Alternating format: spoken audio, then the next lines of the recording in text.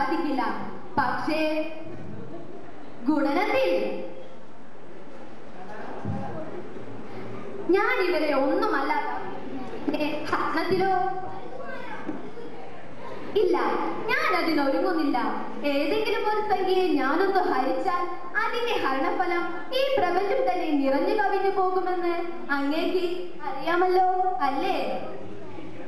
ശരി, ഇദ്ദേഹം തന്നെ എന്റെ വരൻ.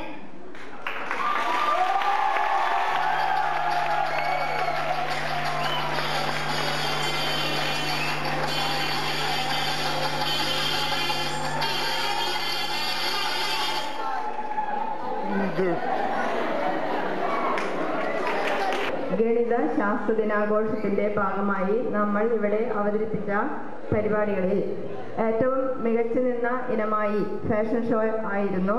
അതിൽ ഫസ്റ്റ് നേടിയത് സോനു ഏരി. ആ കുട്ടിയെ ഇങ്ങോട്ട് വിളിക്കുന്നു.